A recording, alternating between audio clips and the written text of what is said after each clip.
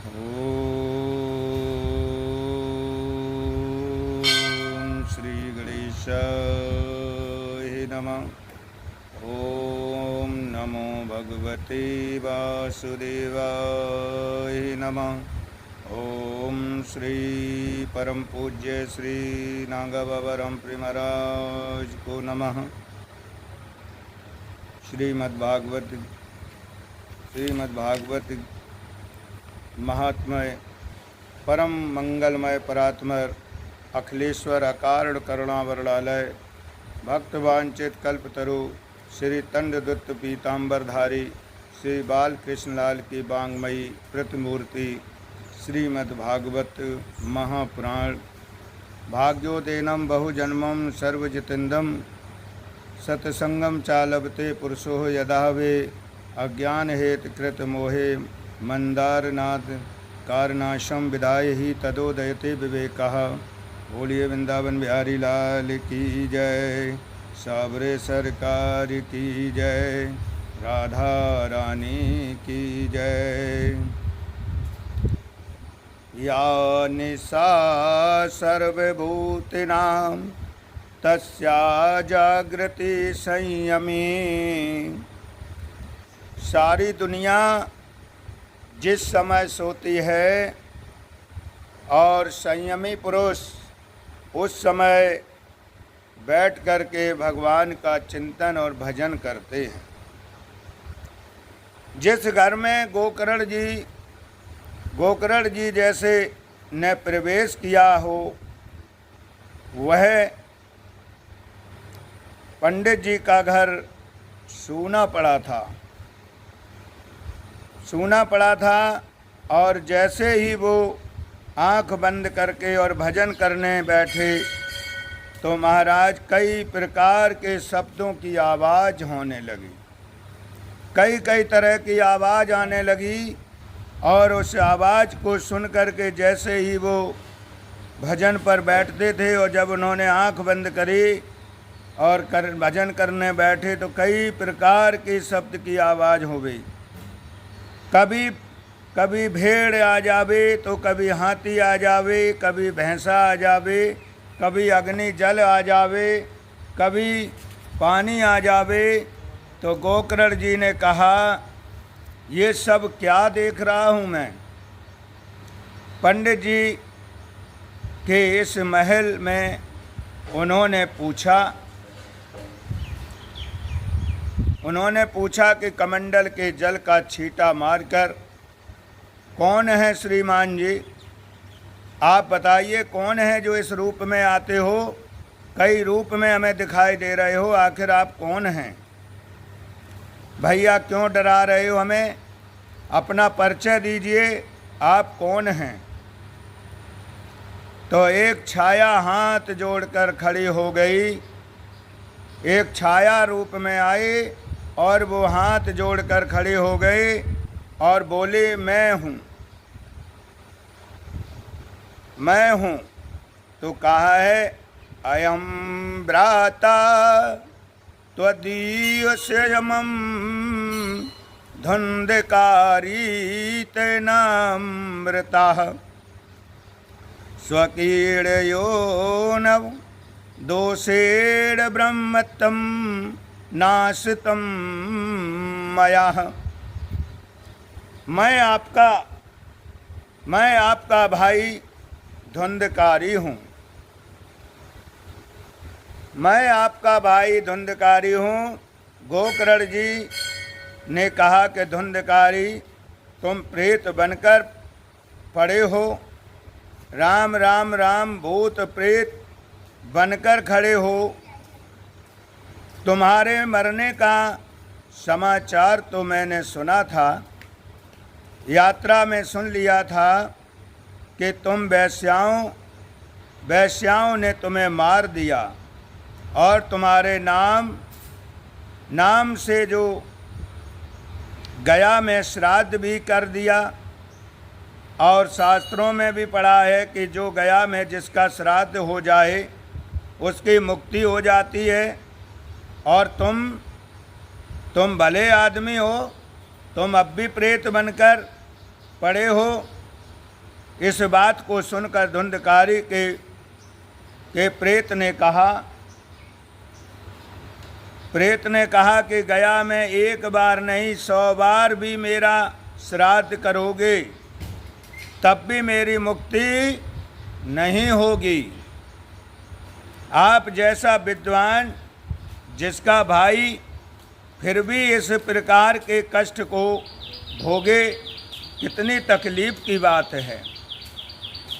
गोकर्ण ने कहा कि डरना नहीं, मैं अब व्यवस्था करूँगा, तुम्हारी मुक्ति का उपाय करूँगा। प्रातःकाल होते ही गांव के लोगों की भीड़ लगी। गोकर्ण जी आ गए तो भगवान गोकर्ण जी तो इतने चिंतित थे कि उन्होंने सूर्य को प्रणाम किया और हे भुवन भास्कर, सूर्य केवल इतना बताओ प्रभु कि महाप्रेत की मुक्ति कैसे होगी, प्रेत योनि से मुक्ति कैसे होगी। भगवान भुवन भास्कर सूर्य ने आदेश किया, क्या कहा? श्रीमद्भागवतः मुक्तः सप्ताह वाचनम कुरुः। एक ही उपाय है, बोले एक ही उपाय है कि श्रीमद्भागवत कथा का तुम वाचन करो और तुम धुंधकारी के निमित्त भागवत की कथा करोगे तो इसकी मुक्ति हो जाएगी। सब लोगों ने सुना तो बड़ा सुंदर व्यास मंच बनाया गया, चौकी सजाई गई और भागवत जी को विराजमान किया गया। जहाँ पर भागवत जी का मंडल सजाया वहाँ पर बांस का बगीचा था। गोकर्ण जी महाराज स्वयं व्यास आसन पर बैठ गए और भागवत जी को स्थापित किया और आगे एक आसन बिछा दिया और कहा कि भैया धुंधकारी, जहाँ कहीं भी हो आप हैं तो भागवत सुनो, मैं तुम्हारे लिए ही ये कर रहा हूँ।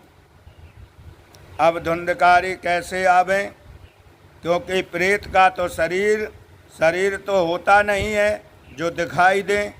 इसलिए व्यास मंच के दाहिनी तरफ एक सप्तग्रंथी का बांस लगा हुआ था।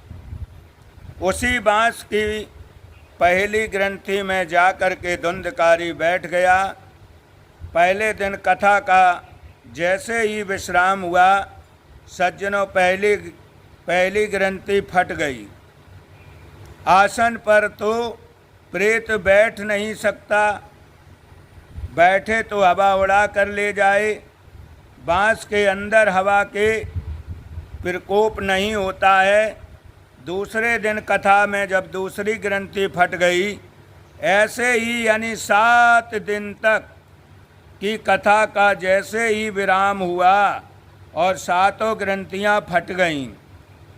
जब ग्रंथियाँ माने गांठ फट गईं और उसमें बैठा हुआ प्रेत आत्मा जो धुंधकारी था वो एकदम देह रूप में परिवर्तित हो गया। जब परिवर्तित हो गया और देव रूप बन गया और हाथ जोड़कर बोले, भैया आपने बड़ी कृपा की, यदि आप भागवत श्रवण नहीं कराते तो मेरा उद्धार कैसे होता। भगवान के धाम से उसके लिए सुंदर विमान आया और उसने भगवान के पार्षद बैठे हैं। धुंधकारी जैसे ही विमान में बैठने लगा, गोकर्ण ने कहा कि ये क्या हो रहा है। भगवान के पार्षदों ने कहा कि प्रेत धुंधकारी ने भागवत सुनी है ना जी, इसलिए इसकी मुक्ति हो गई, हम बैकुंठ लेकर जा रहे हैं। तो कहा है अत्रैव वैवा संति श्रोतारो मन निर्मला। काहे कि कथा तो हजारों लोगों को सुनी, हजारों लोगों ने कथा सुनी, और भागवत सुनने से अगर मुक्ति मिलती है तो सभी ने भागवत सुनी है, और सबके लिए विमान लेकर आओ। अकेले धुंधकारी को ही मुक्ति मिली क्या? भागवत तो 100-200 लोगों ने सुनी, क्या भागवत को प्रभाव केवल धुंधकारी को ही मिला? ये कैसे हो? तो प्रभु के पार्षदों ने कहा, जय श्री राम, कि कथा के श्रवण भाव से जो कथा में फल में भेद होता है, और कथा के श्रोता 3 प्रकार के होते हैं। एक तो होता है श्रोता, एक श्रोता और एक सोता। श्रोता बोला, श्रेष्ठ कौन है? जो कथा एकाग्र मन हो लगा कर सुने। श्रवण के समय चिंतन की एकाग्रता होनी चाहिए, मन को इधर उधर ना भटकना चाहिए, बीच में बोलना नहीं चाहिए। श्रोता के ये लक्षण हैं। बोलिए जय श्री कृष्ण भगवान की जय। और श्रोता जो सुपारी काटता है, जो सुपारी काटता है, कथा में बैठने के बाद वो सोचेंगे, हाँ ठीक है, मंडप थोड़ा टेढ़ा है, कभी कहेंगे व्यास जी तो ठीक हैं, पर अभी कोई चुटकुला तो सुनाया नहीं, भजन तो गाया ही नहीं। 50 गलतियां मंडप में व्यास जी की और 50 गलती कथा कराने वालों में निकालने लगेंगी। उनके 3 घंटे इसी में व्यतीत हो जाते हैं। कथा तो 1 मिनट की नहीं सुनते, लेकिन वो व्यास मंच में और व्यास जी में कमी निकालते रहेंगे। तो इन्हें कहते हैं श्रोता। और श्रोता कहते हैं कि ये तीसरे वाले जहाँ रहते हैं, जहाँ तीसरे वाले रहते हैं, बड़ी शांति रहती है। हम लोग जब बड़े मैदान में कथा करते हैं तो वहाँ एक तीसरे नंबर वाले हमें बड़े अच्छे लगते हैं, क्योंकि घर में बच्चे सोने नहीं देते हैं। इसलिए जब वो कथा में आवे तो बैठने के लिए ऐसी जगह देखेंगे जहाँ कमर का सहारा लग जाए, कमर लगा करके, और वो जगह को ही चुनते हैं कि बल्ली से कमर लगाई और आराम से 3 घंटे का विश्राम लिया, सो गए। कथा में बैठे हैं लेकिन बल्ली का सहारा लेके सो रहे हैं, उन्हें यही पता नहीं कि कथा कब शुरू हुई और कब समाप्त हो गई। ऐसी समाधि लगती है कि 3 घंटे तक उन्हें जैसे ही कथा को विश्राम हुआ, व्यास जी ने कहा जयकारा लगाओ, तो बोलिए बाल कृष्ण लाल की जय। अब बस नींद में खुल गई तो बोले कथा हो गई। हाँ, कथा तो हो गई। कथा इतनी सुंदर बाँचे, इतनी सुंदर बाँची कि बहुत ही मधुर कंठ है, और इतनी अच्छी कथा कही है। एक ने पूछा, कथा में आज क्या हुआ था? कि कथा में आज आपने क्या सुना?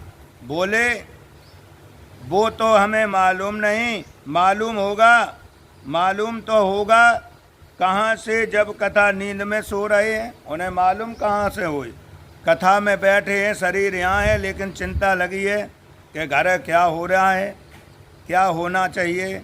और कथा में बैठे हैं या नींद मार रहे हैं, निंद्रा देवी को बुला लिया तो बोले ठाकुर जी आप इतनी मीठी कथा बाँचो कि हमें घर में दो गोली की नींद की खाने पड़ती हैं, तब नींद आती है, और आपके यहाँ पे इतनी अच्छी कथा कहते हो कि मैं आते ही घन सो जाता हूँ। आपकी कथा तो ऐसी मीठी नींद है, आती है, ये पता ही नहीं चलता कि मैं कब सो गया। लेकिन भगवान कहते हैं, भगवान श्रोता को ही मिलते हैं, सरिता और सोता को नहीं मिलते। कथा नियम से अगर सुनो तो प्रेम से सुनो और श्रद्धा से सुनो, सभी को मुक्ति मिलती है। भागवत कथा वही है, स्थान वही है, व्यास जी भी वहीं पर हैं, लेकिन सुनने की पद्धति में अंतर हो जाएगा तो फल में भेद हो जाएगा। मुक्ति कभी भी मरने के बाद नहीं होती है, मुक्ति हमेशा जीवित ही होती है, और जिसकी जीवित मुक्ति नहीं हुई उसकी मरने के बाद भी नहीं होगी। मुक्ति का मतलब मरना नहीं होता है। मुक्ति का मतलब है आत्मा का बोध, आत्मा का ज्ञान। आत्मा का ज्ञान किसको जीवित अवस्था में हो गया, वह जीवित ही मुक्ति है। और जिसे आत्मबोध जीवित नहीं हुआ उसे कहते हैं पुरनप जन्म पुरनप मरणम पुरनप जननी जठरे शयनम। कहते हैं जय श्री राधे कृष्ण भगवान की जय, वृंदावन बिहारी लाल की जय। कथा पर यहीं पर विराम होती है, आगे की कथा कल सुनाई जाएगी। सभी भक्त लोग आरती के लिए, आरती होने जा रही है, आरती को सुनेंगे। बोलिए श्रीमद् भागवत महापुराण की जय। आरती अति पावन पुराण की, आरती अति पावन पुराण की, धर्म भक्त विज्ञान खान की, महापुराण भागवती निर्मल, सुख मुख विगलित निगम कल्प फली, परमानंदे सुदारस में कल, लीलारती रस रस निदान की, आरती अति पावन पुराण की, कलमल मथन त्रिताप निवारण, जन्म मृत्यु भय भव भय हारण, सेवत सतथरे चरत गान की, आरती अति पावन पुराण की, धर्म भक्त विज्ञान खान की, आरती अति पावन पुराण की। तुम औषधि हरि चरत गान की, विषय विलासी विमोह विनाशन, विमल विरागी विवेक विकासन, भगवत तत् रहे से प्रकाशन, परम ज्योत परमात ज्ञान की, आरती अति पावन पुराण की, धर्म भक्त विज्ञान खान की, आरती अति पावन पुराण की, परमहंस मुनि मन उल्लासन, रस के हृदय रस रास विलासनी, परमहंस मुनि मन उल्लासनी, रस के हृदय रस रास विलासनी, रस के हृदय रस रास विलासनी, भोक्ति मुक्ति रति प्रेम सुधासन, कथाया किंचन प्रिय सुजान की, आरती अति पावन पुराण की, धर्म भक्त विज्ञान खान की, महापुराण भागवती निर्मल, सुख मुख विगलित नगम कल्प फल, परमानंद सुधारस में कल, लीला रति रस रस निदान की, आरती अति पावन पुराण की। जय श्रीमद्भागवत महापुराण की जय। श्री नागबाबा रामपुरी महाराज की।